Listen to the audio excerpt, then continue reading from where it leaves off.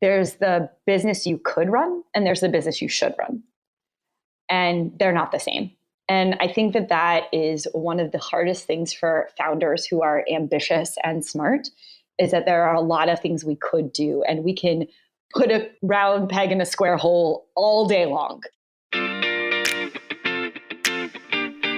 Welcome to Break the Ceiling, the show where we help agencies and consultants bust through self-imposed growth ceilings by shoring up their operations and increasing their capacity. I'm Susan Bowles. I'm your growth architect to help you build the systems that you need to double your revenue and lower your stress.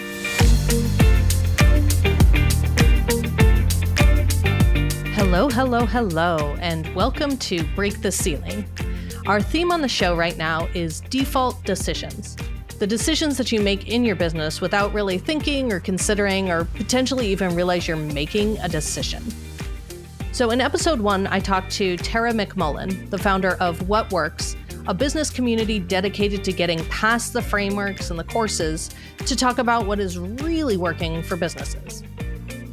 We talked about why the default decisions you make at the beginning of your business may actually be causing the problems that are limiting your ability to grow now, and the idea that not every framework or management tool works the same for each business. So if you haven't checked out that episode, give it a listen. Today, we're diving into a different aspect of default decisions, when the default decision you made was about what business you actually wanted to run. Now, I know that this is a show about how to make your business easier to run and how to help you grow that business, but sometimes the biggest default decision of them all is running a business that's not the right business for you, what my guest, Margo Aaron, calls product founder fit. So after a promising career as a psychological researcher, Margo likes to say that she accidentally landed herself in marketing. And today she trains organizations on how to connect authentically with their customers and use ethical marketing to sell better and sell more online. But I actually met Margo in a virtual co-working community she founded called The Arena that she shut down earlier this year, which you'll hear more about in the episode. And the reason that I thought Margo would be the perfect guest for this episode is that she and I have both run multiple successful businesses that we chose to shut down because we looked around one day and realized that the business that we'd built wasn't the business we wanted to run. Sometimes the business you could run isn't the business you should be running. And for me, that was a guest ranch and a brick and mortar specialty running store. And for Margo, that was her consulting business and The Arena.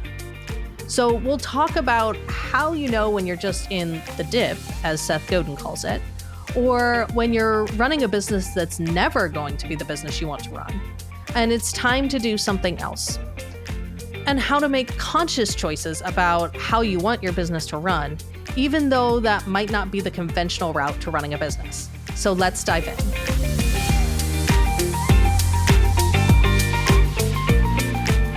Hello and welcome. Today, my guest is Margo Aaron. Hi, Margo. Thanks so much for being here. Hi, Susan. Let's just jump right in. Why don't you tell me a little bit about your previous businesses and how those businesses have kind of evolved into what you're doing now? Oh my goodness, how much time do we have? So I started in my entrepreneurial journey as a consultant. I was a marketing consultant specifically for, and here's where it gets complicated, who knows? When I first started, I was in that stage of business where I didn't feel like I had the privilege of saying no. And so while I was trained as a strategic planner, so if anyone's an agency person, they know that I was basically working in between the people who are managing clients and the people producing creative collateral, taking data and insights and turning it into actionable ideas and strategy. Then when I started freelancing, which turned into consulting, I was just taking every single referral I could possibly get. I wanted to get so much under my belt because I didn't feel like I was in a position where I could really say no. And I wanted to learn. Like everything was a learning experience. I mean, I started, Susan, where I was so nervous to write my first contract for $1,000. I'm not even kidding. I remember being petrified that I was not worth $1,000. And by the end, I was doing contracts for like $96,000. It was unbelievable, the growth that happened in that time. But I needed that experience to really help me understand, like, was I niching my services? Was I niching the market? Was I focusing on a specific sect of marketing? What kind of strategy was I doing? And it was sort of like a trial by fire, because something that I learned pretty quickly is that people don't pay for strategy. They pay for outcomes. They pay for results. And that was a very painful lesson to find out. Especially when they should pay for strategy. Yes. Well, because no one believes they have a strategy problem. And I had to learn that by going in and talking to them. It would be clear to me that they didn't have strategy, but to them, they thought they did. And it was a very humbling lesson to recognize that you have to meet people where they are in the process. So it wasn't my job to tell them, here's what you really have. It was my job to come in and say, okay, so you think you have a Facebook problem. Talk to me about that. Why do you think you need to be on Facebook? And we'd go deeper and deeper and deeper until they realized that like none of their marketing was adding up. So I had started off where we were doing branding, and that sort of evolved into my interest, which was more conversion rate optimization and copywriting. And so I was kind of fusing the two at the same time. But really what was making me the most money, and this is what was so confusing, was these bespoke custom contracts. So I would come in and I would get an introduction from, a word of mouth referral, and someone say, hey, Margo's really, really great for XYZ. And I'd be like, oh, I am? Okay, great. And we'd sit down and we'd talk. And I'm like, I don't know if I could do that, but I will figure it out. And then I would go into the depths of what they needed and create a custom proposal. And so sometimes my proposals were like 30, 40 pages. I mean, they were really, really, really detailed. And we got to be pretty great at what we did. The problem was we couldn't really define what we did because it kept changing. So aside from some amorphous, like, it's a marketing strategy, we didn't do a good job of articulating what problem we solved for people. And my problem was the things that were making me money didn't add up with what brand I needed to build in a scalable way. And reconciling that was also difficult because there was what makes you money and what you wanted to do. And that's when I sort of discovered that there was a disconnect for the first time. What did you do when you realized that? There was a very sobering moment. I'll never forget. I was in San Francisco visiting my sister, and I was taking like one of those emergency client calls that's not a real emergency. And she was listening in on the conversation, and she looked at me afterwards and she goes, So is your job like managing temper tantrums? And I was like, oh man, I think it is.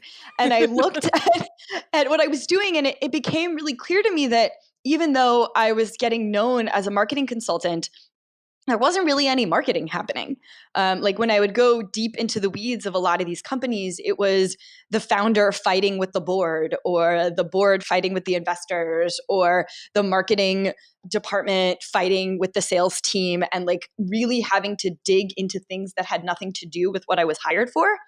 And so the outcomes were still really positive, but they didn't necessarily lead to increases in the bottom line in the way that I had promised or wanted. And it was driving me insane.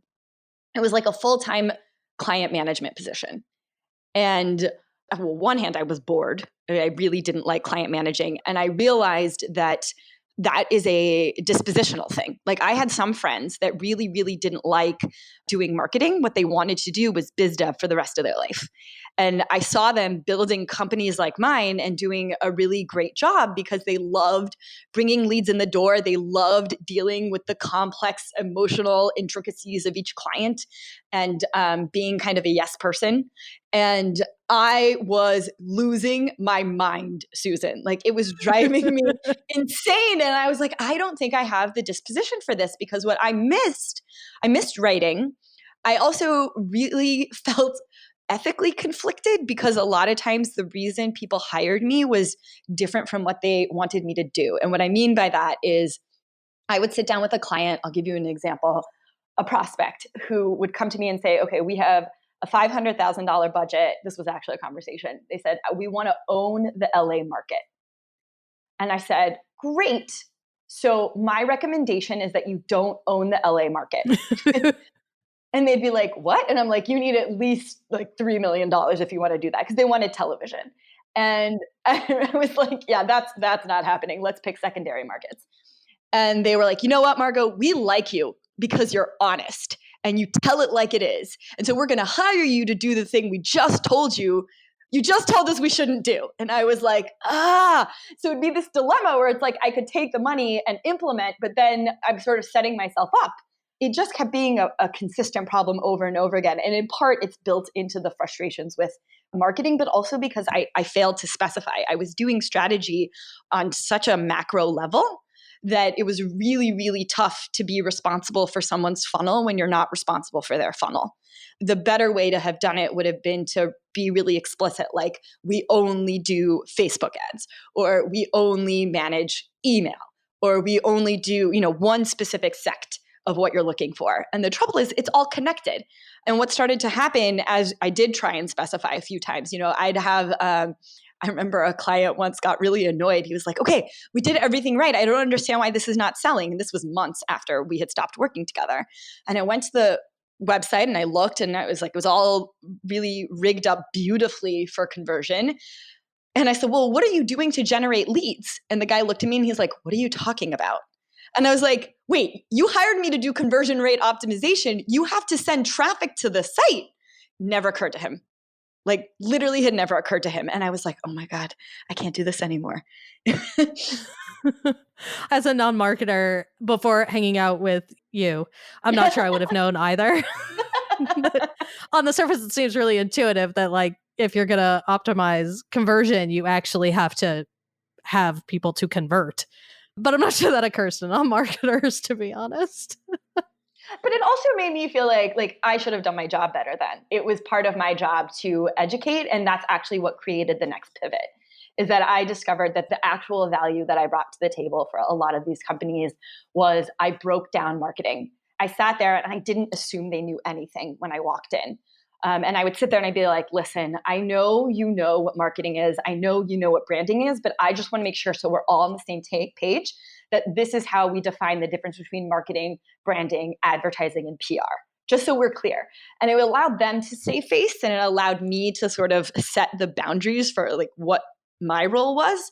And it also helped them discover like what they needed to hire for and what their strategies would be, because people really don't understand marketing, in part because marketers do a really bad job of explaining it, and they very, very unethically sell it. Like a lot of the times I was walking in the door to people who were dealing with like the ghosts of bad marketing agencies past.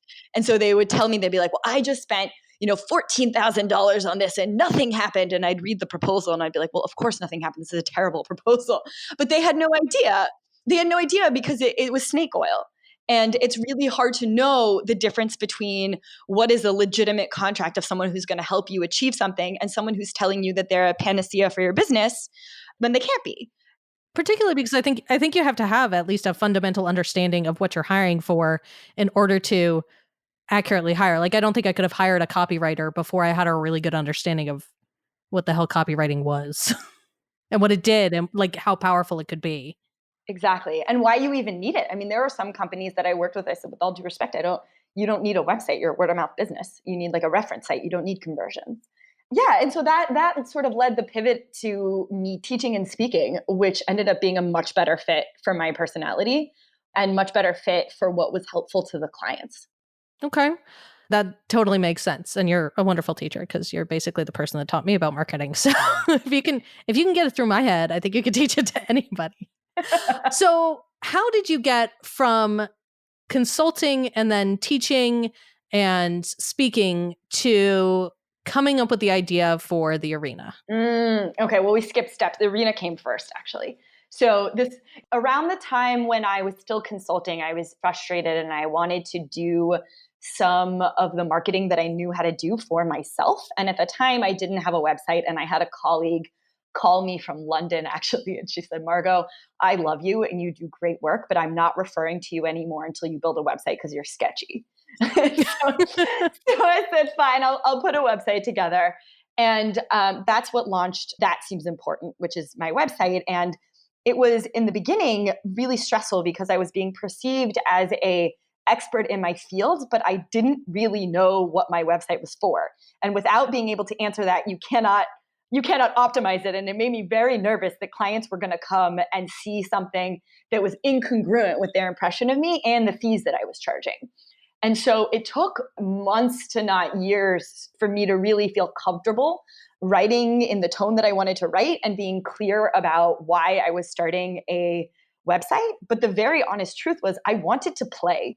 Like I needed a place that I could play. I wanted to play with pop-ups. I wanted to play with headlines. I wanted to play with copy. I wanted to grow an audience. I wanted to know if I could actually do the things I was hired to do, and do them for myself. Plus, I really enjoy writing, which I think is an important theme that we should talk about, that like just knowing the parts of your job that light you up. I had spent so much time ghostwriting for clients that I had forgotten how much I enjoyed writing for myself. And so that was just therapeutic for me.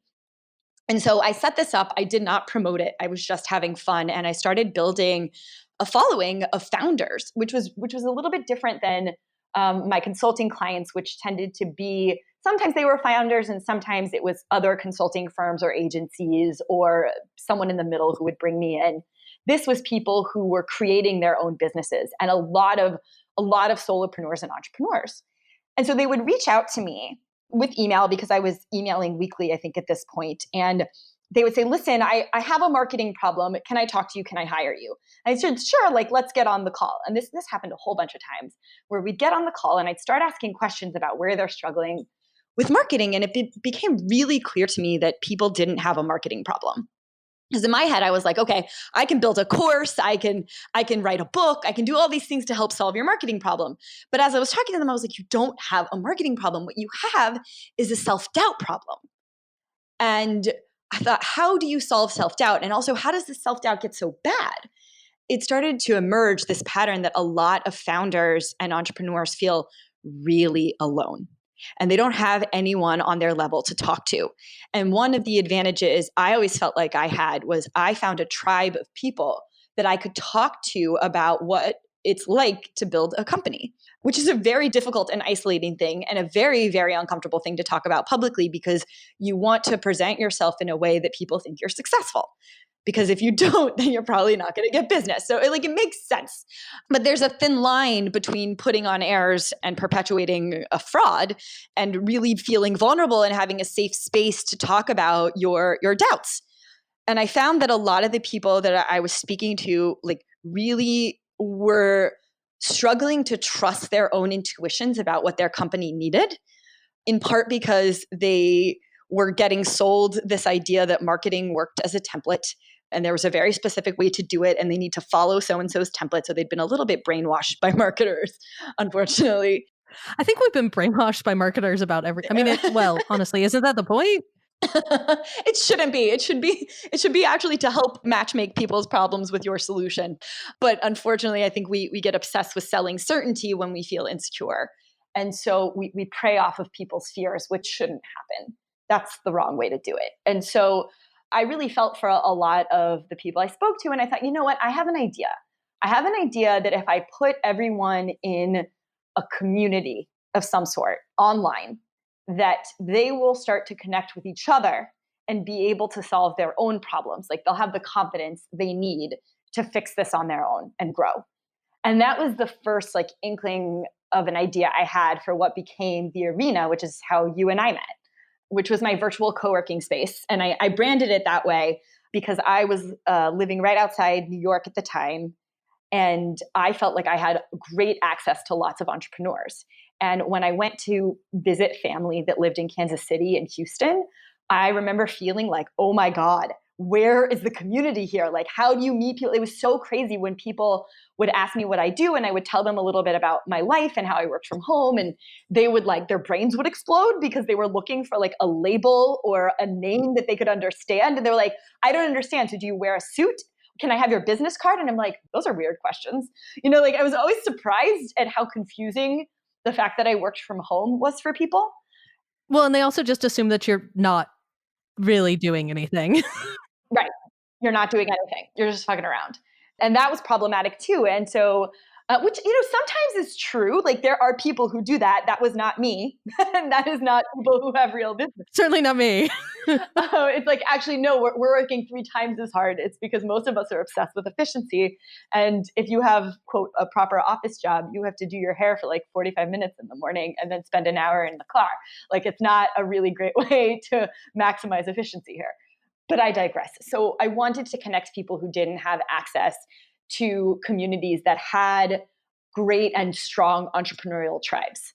And so that was the goal that created what became a product, like a hybrid product service that was my next business. From the outside, the arena ended up being pretty much a textbook profitable recurring revenue kind of subscription type business model that it seems like a lot of people are out there actually trying to build. And you did build it. And it was, I can speak from experience, it was an amazing customer experience. You did actually create the tribe that you initially set out to build. We were talking about before the call that I think everybody that I've met in the arena, I've either hired or has hired me or has referred people to me. Like they literally have become my tribe online. And I don't think that I would have gotten, I got really lucky and you created the arena right about the time that I needed it. And I don't know that I would have been able to make the transition from having had brick and mortar businesses to online businesses to where I am now in as short a time period without that tribe, without that resource. So, I mean, you succeeded, but you ultimately chose not to continue it. So can you tell me a little bit about why? Yeah. And what was going on for you and what was going on behind the scenes? It still stings when I hear that because I'm like, oh, I know it hurts. I've been there. Like we should resuscitate. It was so hard, Susan. The first problem was that I started to plateau in numbers.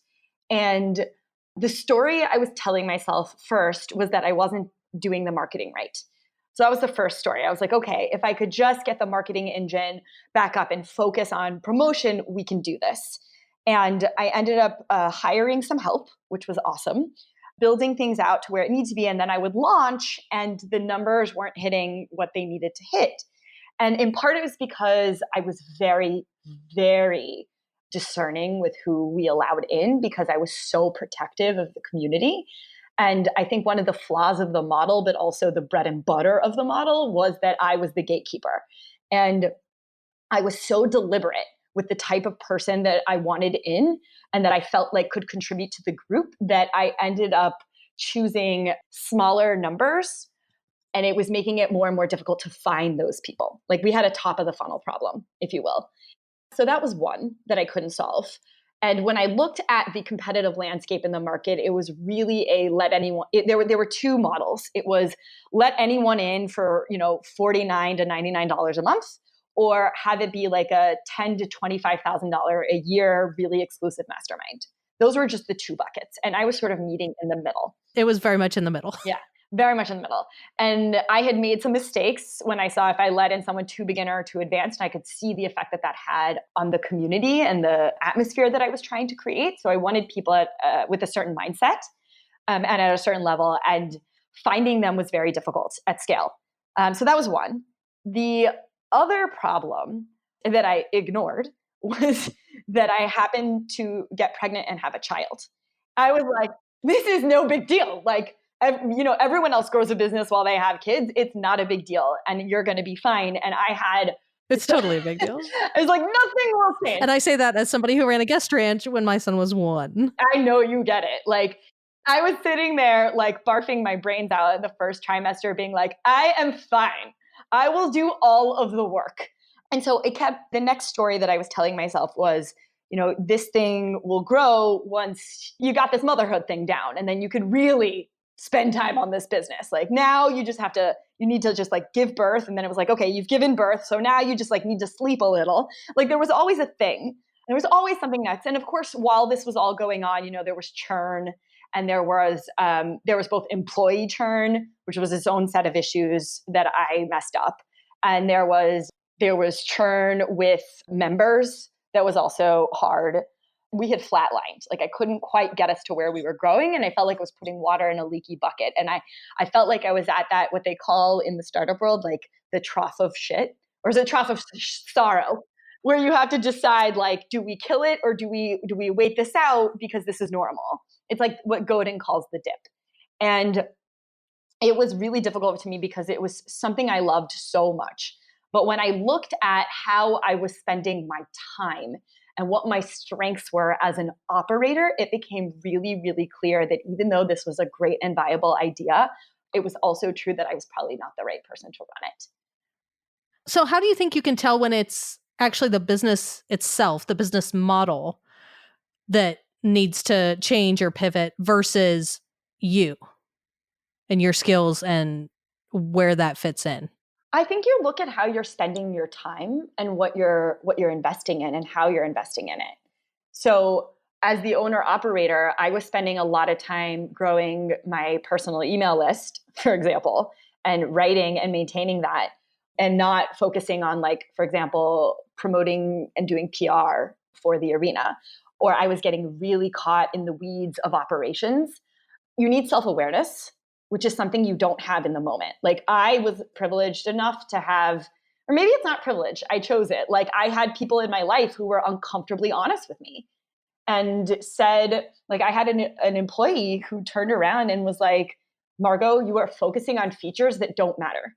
The entire, like, we had built out a membership portal, and Susan was you were one of the people who mentioned it to me later, but I don't think I heard it in the moment. Like, I was just blind to it because I was so afraid of not producing something high quality and disappointing members, that it didn't occur to me until someone hit me over the head with it, that, like, I was tweaking features of the product that really didn't matter in the custom portal, that, like, our actual value was in the Slack channel and in the, like, people's relationships with each other.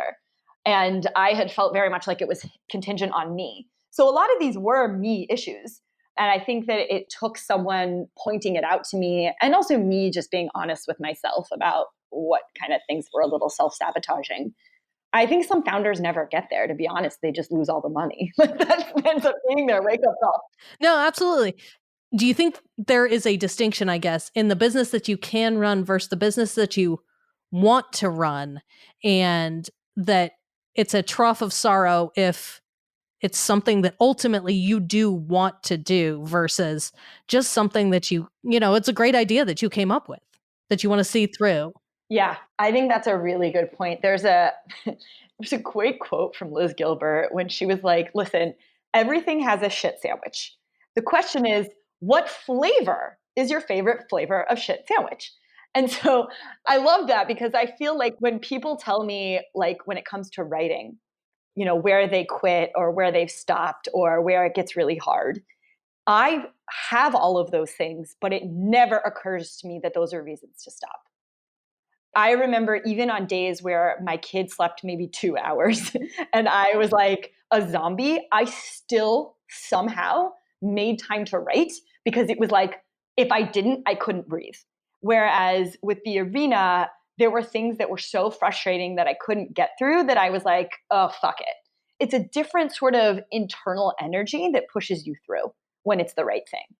I agree with that, because that's definitely kind of reflective of my experience with both the guest ranch and the running store. We built something that was, on the surface, it was working. We had brand awareness nationwide. Like, you would see our hats in pictures on Instagram in other countries. Like, we were doing on the surface a really good job, but in the background, it was just something that we could see the path forward of where that business should go. We could see the growth plan, but ultimately it came down to something where we probably just didn't want it bad enough. That wasn't the thing that we wanted. Whereas with ScaleSpark, that is the thing. Like, there's nothing else. You can just feel it, I think. It wouldn't occur to me to give up ScaleSpark in the same way that I was willing to. It was emotionally very difficult when we gave up those businesses, like, because it's something that you've built from the ground up and you have all of this, they're sort of like babies. You built it. It's really hard to let it go. And I think a lot of the times we push ourselves further than we, because we're attached to it. We've got some investment. Well, that's just it. That it makes it hard to just let it go. That's it. So there's a great lesson in, I took the Alt MBA during this time. And there's a great lesson on not letting your decisions be driven by sunk costs. And that really stuck with me. And I've thought about it ever since. It's been years now. But every time I sit in a decision, I think, am I making this because this feels like I don't want to waste all that I've put into it? Or is this actually what I want to do? And I don't think you can answer that honestly unless you've done some self-work and you know like how to read your own signals with when, because I don't know about you, but like I'm really good at lying to myself about what I want and what matters to me. I'm getting better at it, or getting better at not doing that, I guess. But exactly. And so there was a point where I was like, I was being driven by sunk costs. I've been put in all this time and I was doing it for the wrong reasons. And I knew that once I thought about putting it away, that it felt like an exhale. And that's really different. I think it's how you know that it's the right decision, when it feels good. Like when I think about not writing my book, I go into a panic attack. I feel so anxious and sad because that's something that I want so badly that I will do anything for it. And so I think you do need a lot of that irrational faith in your own idea, but without it clouding, your vision and ability to pivot and actually read the market. Because that's the other thing when you say like, is it you or is it the market? I think sometimes the question doesn't matter if it's not the right fit for you. It's very possible that the arena was the market and it doesn't matter because I shouldn't have been running it anyway. Like it's a moot point. I actually think that's probably true. I think a lot of the arena was you and the cultivation, the amount of selection process that you put into making sure that the right people were in there and that makes it sound bad, but that they were a good fit for the community and the goals that you were trying to accomplish in the community. So I think on one level, there is an aspect of, I'm not sure that anybody else could have pulled it off because of that piece, the curation piece that was such a big part of it. But I think the concept itself, and, we're seeing a lot more of that now with larger communities. I think it probably was just something that wasn't the right fit for you. And I think that's okay to say. Like, I had to accept that too. We decided to shut down the guest ranch because ultimately I didn't want to be running a business where somebody was going to walk into my living room at 6 o'clock in the morning while I was there in my pajamas. That just wasn't, we didn't want to be running a bar when my son was 2 and waking up at 4 o'clock in the morning. It just wasn't the choice that we wanted for our lives. Not that it wasn't a business that we actually could run, that we were good at. We had the skill set to run. But ultimately, it came down to that's not the choice that we wanted for our lives and not the business. Even though that on the surface, we had talked about running a B&B for years. It seemed like the right choice, but the reality of running that business wasn't right for us. Well, now you're getting exactly into product founder fit, which is, my dad said to me once, there's the business you could run and there's the business you should run. And they're not the same. And I think that is one of the hardest things for founders who are ambitious and smart, is that there are a lot of things we could do and we can put a round peg in a square hole all day long. Mm-hmm. Ultimately, we're problem solvers. That's exactly right. And that's where it gets confusing. That's why I think there's so much self-work that needs to go into these decisions, because my biggest fear, and one of the things that was really sobering for me when I made these calls, was I was actually looking at other parents who were waking up at, 45, 55 with regret. And I was looking at my daughter and I was like, this is not worth it. There's a choice that I could make here, that if I'm going to miss part of your childhood, I got to miss it for something else. There has to be a version where I have to understand that maybe I need to take a financial hit for a little bit in order to be present. Or maybe I'm the type of person who doesn't want to be present and wants to throw myself into my work. I mean, they're all totally fine options. But the point is that you need to know yourself and you need to find that intersection between the business model and your personal disposition. And I think that's how I define product founder fit. Like, we talk so much about product market fit, which obviously is very, very important. But if you don't have the right person running the right company, then product market fit doesn't even matter because they're going to run it into the ground. Yeah, absolutely. There's tons of stories about that. Yeah. Because you will lose your mind. It's so hard. You need to have, and it's not about like gaining more mental toughness. I think that we come to the world with certain dispositions. Like like my husband has never met a spreadsheet he couldn't make sense of. Like he is so amazing with like pivot tables and being able to take data. He's like you, and can take systems and make them talk to each other. And he is a great brain to put into operations or senior management roles or CEO roles. I am not great for that. I have a bootstrappers mentality. I figure shit out and I break shit. Like, and I never think the rules apply to me. So I am a terrible person for that role. Terrible. I jerry rig everything. But like, and that's good to a certain point, right? There comes a certain point where I'd be the type of founder where I'm good at the bootstrapping, then I'd need to hire a CEO. And you have to know that about yourself, I think, going in before you start your next venture. And I think that's totally true. And I think there are certain types of businesses and certain stages of businesses that are right for certain personalities. I'm a fixer. Like I come in and I love fixing the problems. Like that's the part that's fun for me, is figuring out the puzzle, figuring out the challenge. But I am not the person that, when it's just on autopilot, I'm not the person to keep it on autopilot, because I'm always going to be pushing for it to be better. And there are some personalities that doesn't work for. I think finding the right person at the right stage with the right skills and the right business model is all a part of that. So for you, how have your experiences with the arena and with consulting kind of impacted your choices about how to structure your business or your life now? So first I had to come face to face with how much I was measuring my worth based on other people's benchmarks for success. And so an example of that is I had built something that I could scale because that was kind of the gold standard. Like you want something scalable. It shouldn't be reliant on you. That's a huge mistake. And it actually was a mistake for the arena for the reasons that you explained. Like it was way too reliant on me.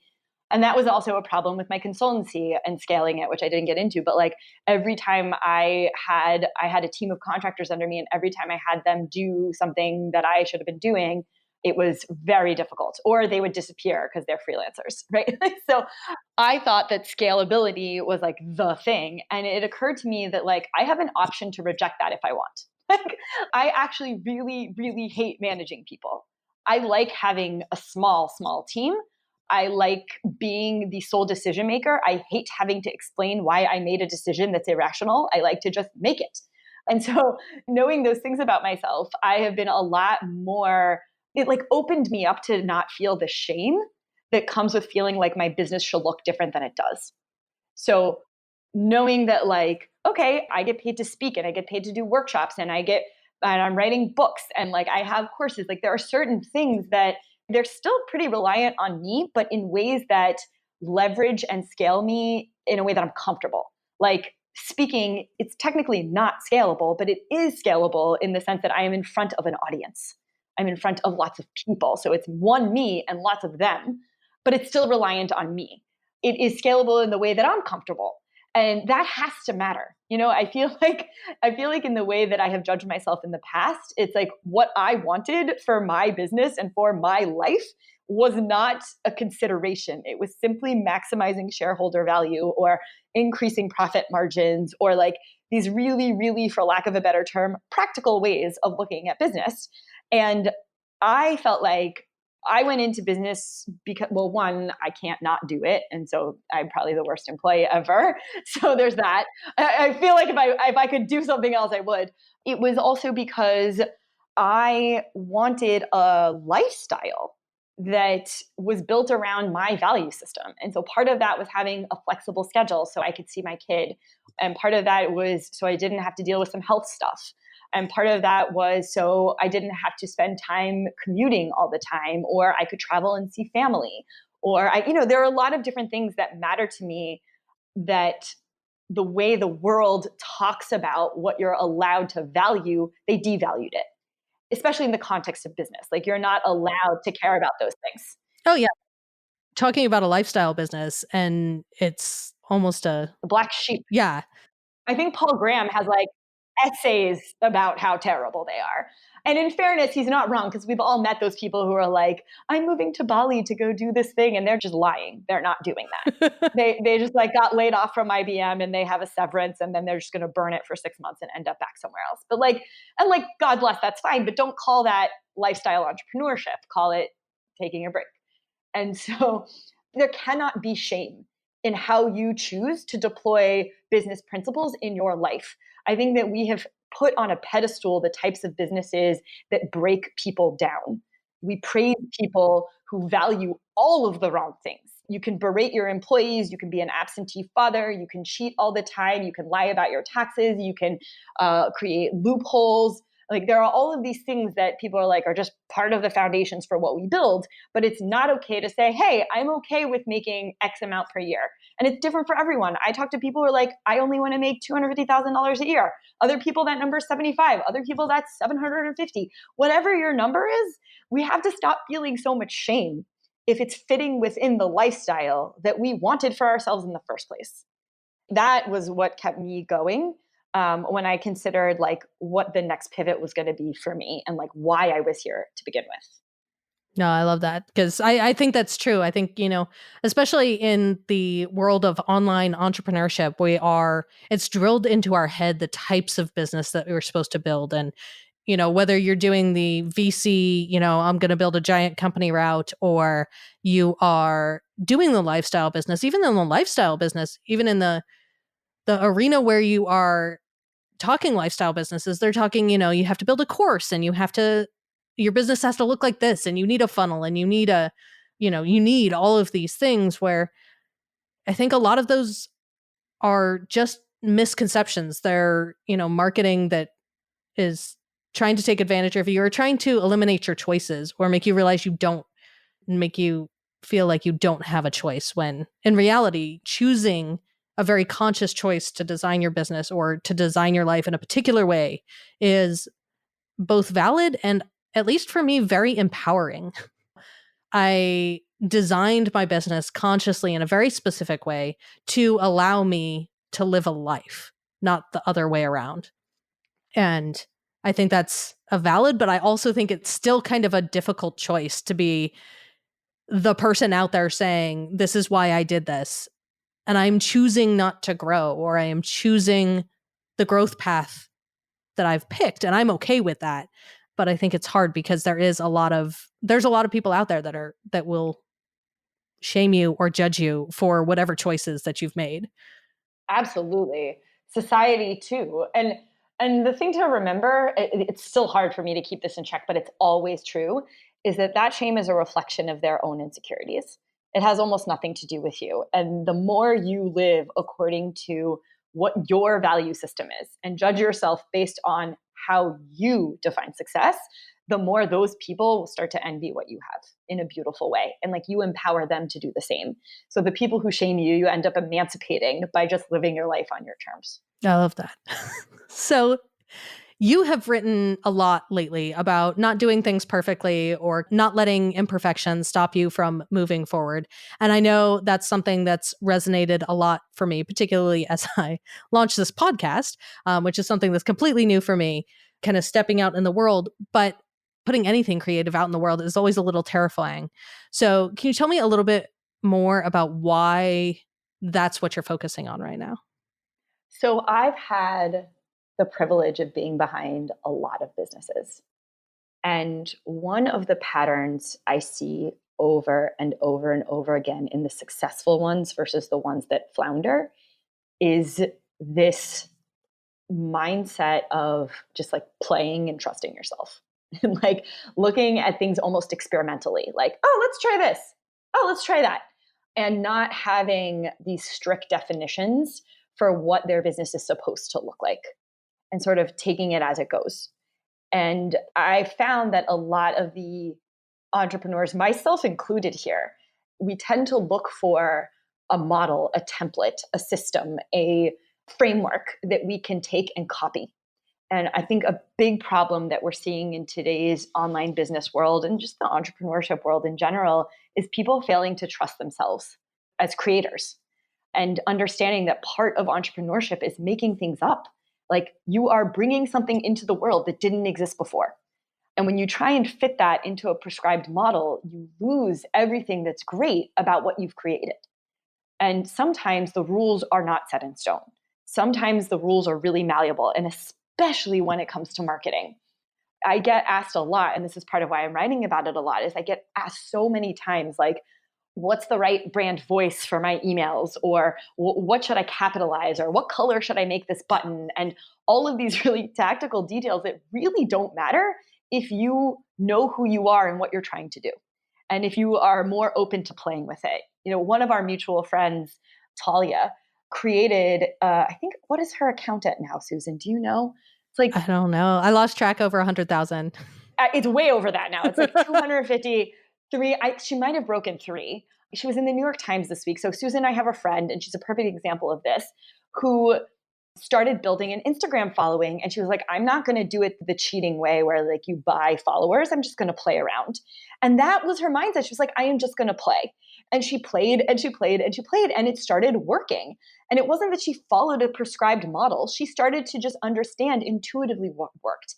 And that's why she's winning, in my opinion, is that Talia is a perfect example of somebody who just experiments. Like everything is just, I'm just going to go test this and see what happens. yes, And she could just throw herself out there. we have a fear that we're going to do things wrong. And that's what I'm trying to launch a revolution against, is that this is business and this is creativity and this is entrepreneurship. Like, you're not going to get it wrong. Like, and the consequences for getting something, quote, wrong are really not that big. Like, no one's dying if you tweeted wrong.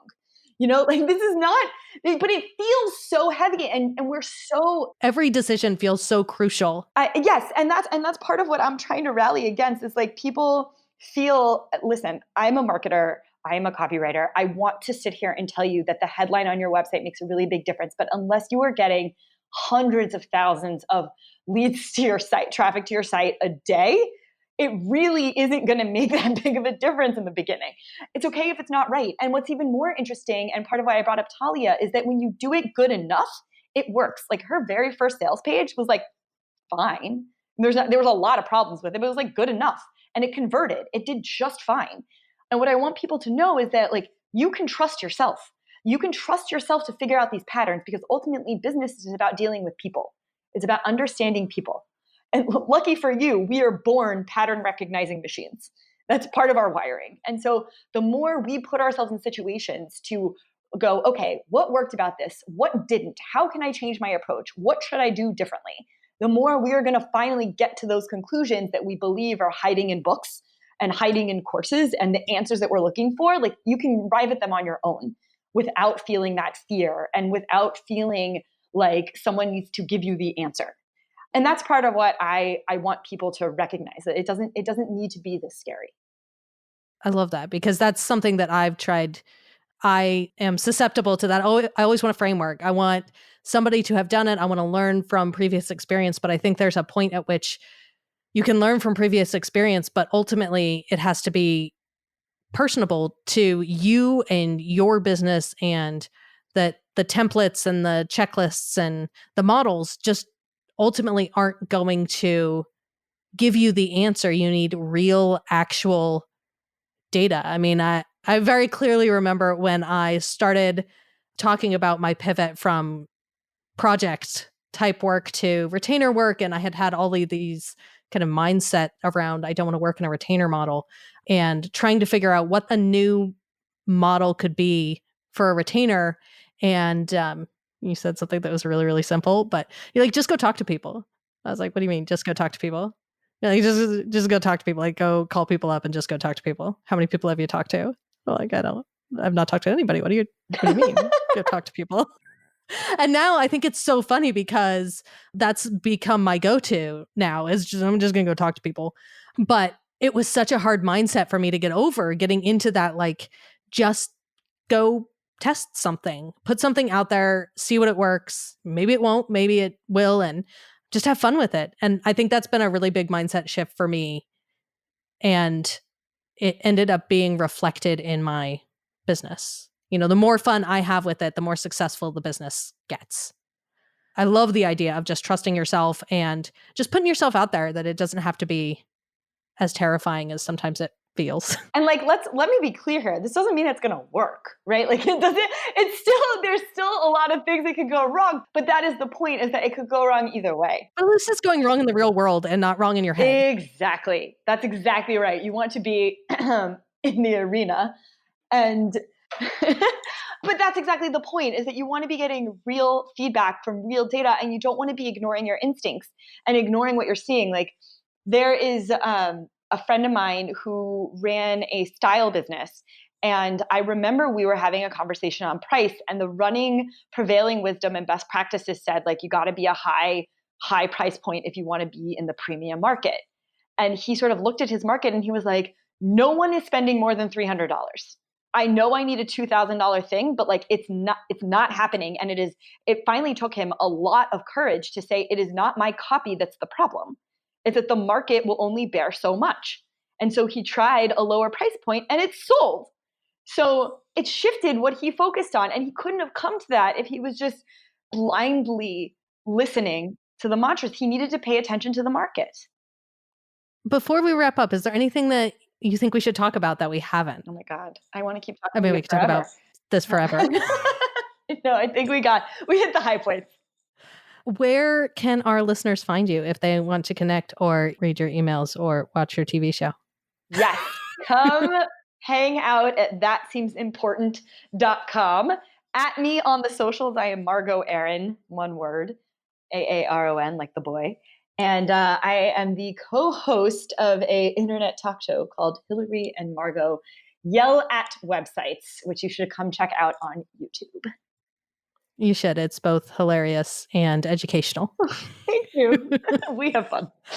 You do. And I heard, are you guys turning it into a podcast? Yes. The great debate was, should it be a podcast or not? Well, it's crazy because I actually much prefer podcasts, but I just don't want to promote one and grow it. And it's so much work. So Hillary was like, I'll do it, because our audience just kept asking. So I was like, well, if you'll do it, then fine.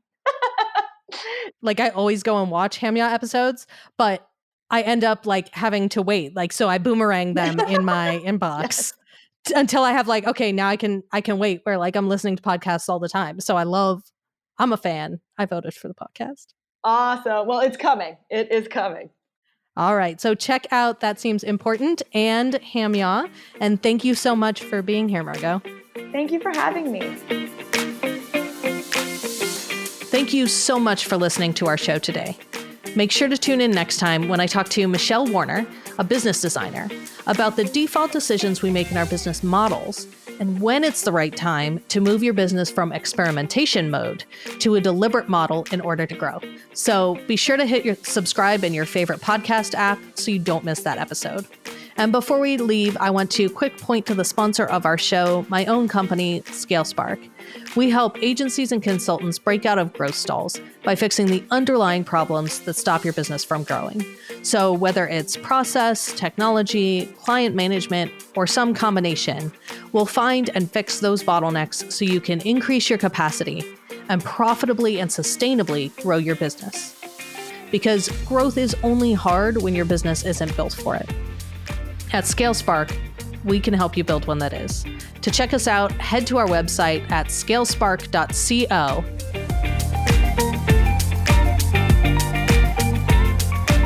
Thank you so much for listening. If you found this valuable, I would love for you to subscribe in your favorite podcast platform and share it with at least one person that you know that might benefit from it.